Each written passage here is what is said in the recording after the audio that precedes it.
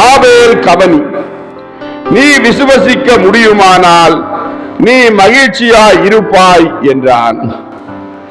ஆபேல் சாமுவேலை பார்த்து, யாரை விசுவசிப்பது என்று கேட்டான். சாமுவேல் ஆபேலை பார்த்து, முடவனான என்னை குணப்படுத்திய ராபியை என்றான். ஆபேல் சாமுவேலை பார்த்து, நான் ஒரு தொழுநோயாளி, அதுவும் அதன் கடைசி கட்டத்தில் இருக்கிறேன். என்னை அவரால் எப்படி குணப்படுத்த முடியும் என்று கேட்டான். சாமுவேல் ஆபேலை பார்த்து, ஓ, அவரால் குணப்படுத்த முடியும், அவர் பரிசுத்தர் என்றான். ஆபேல் சாமுவேலை பார்த்து, ஆம், தொழு நோயாளியான நாமானை எலிசா குணப்படுத்தினார் என்பது எனக்கு தெரியும். ஆனால் நான் யோர்தானுக்கு போக முடியாது என்றான். சாமுவேல் ஆபேலை பார்த்து, எந்த தண்ணீரின் தேவையும் இன்றி நீ குணப்படுத்தப்படுவாய்.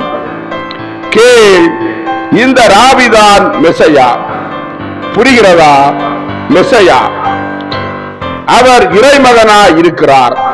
விசுவாசமுடைய யாரையும் அவர் குணமாக்குகிறார். அவர் இது என் சித்தம் என்கிறார். அப்போது பசாசுகள் ஓடி போகின்றன, உடல் அங்கங்கள் நேராகின்றன, பார்வையற்ற கண்கள் பார்வையடைகின்றன என்றான். ஆபேல் சாமுவேலை பார்த்து, ஓ, நானும் விசுவாசம் கொள்வேன், உண்மையிலேயே விசுவசிப்பேன். ஆனால் மெசையாவை நான் எப்படி காண்பேன் என்று கேட்டான்.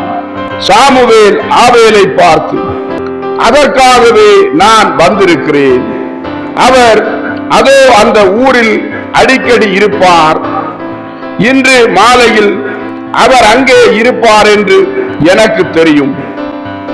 நீ விரும்பினால் உன்னை கூட்டிக் கொண்டு செல்வதாக நான் சொல்லிவிட்டு வந்திருக்கிறேன். விசுவசிக்க முடியும் என்று அவன் உணர்ந்தால் அவனை கூட்டிக் கொண்டு வா என்று போதகர் என்னிடம் சொன்னார் என்றான்.